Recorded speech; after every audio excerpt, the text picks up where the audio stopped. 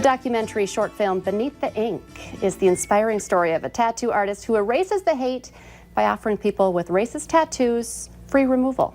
It's currently nominated for an Emmy Award, and Stephen Letness composed the music for the film, and he joins us this morning. Thank you so much for joining us today. Hey, thanks for having me. Well, I find this very fascinating. Why don't you start by telling us just how you got involved with Beneath the Ink?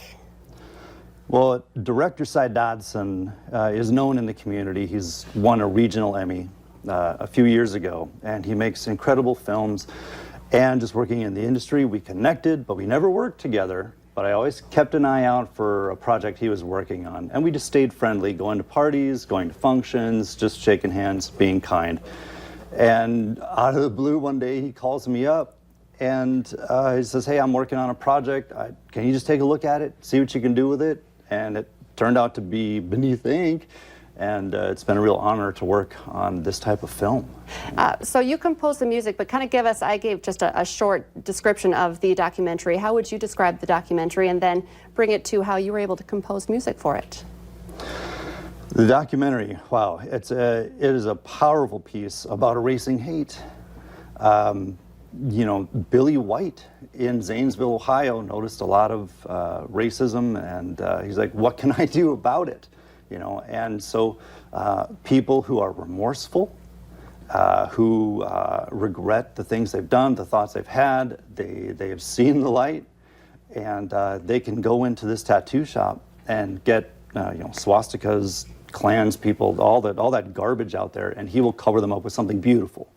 And so my buddy Cy, director Cy Dodson, he just happened to see an article, and he just walked in and said, "Hey, can I film some of this?" And over the weekend and a few other shots, he captured these amazing stories of people who were willing to go on camera about their stories, about the shame that they felt. And here's Billy White saying, "Let's take care of this. Let's erase this from your body so you can begin anew." And so Cy got to capture that story. An incredible story. And then, you know, music.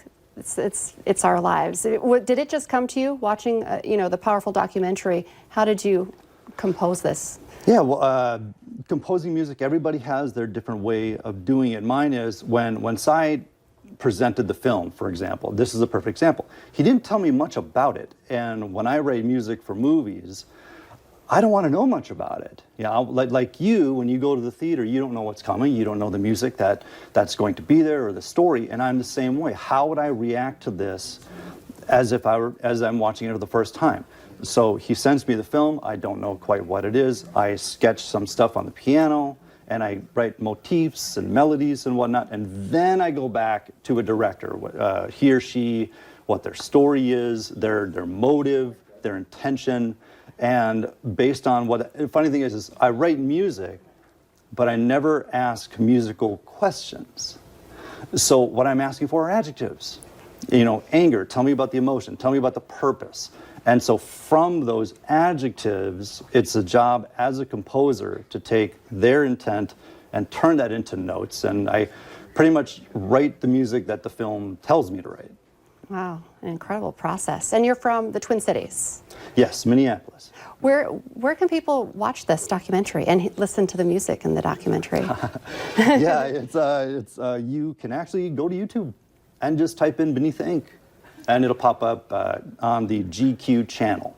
Okay. And so, yeah, they can watch it. Anybody can watch it. We're about out of time, but you mentioned you wanted to talk about a foundation as well that you started. Yes, I am legally blind. I have retinitis pigmentosa, macular degeneration, and so I'm a blind composer. And as I've, you know, achieve more success, I wanted to support more people in my community, in Minnesota, Fargo-Moorhead, the region, and the world. And so I started a foundation to support musicians with disabilities. So people with disabilities can come to our site and we get them cheaper music tools to make them more financially viable, so they can have the same amount of tools, the best professional tools to compete in a very tough industry. And we just started a grant program for people with disabilities. So if you're in the Twin Cities and you happen to have a disability, you can go to ableartist.org, that's singular, ableartist.org, singular. Check out our grant program, and let's help you lift yourself up, take your career to the next level. You're doing incredible things. We'll put all of that information on our Facebook page so people get more information as well. Stephen, thank you so much for being here today. Okay, You have a thank you, Lisa. fascinating story. I need more time with you. We'll be right back.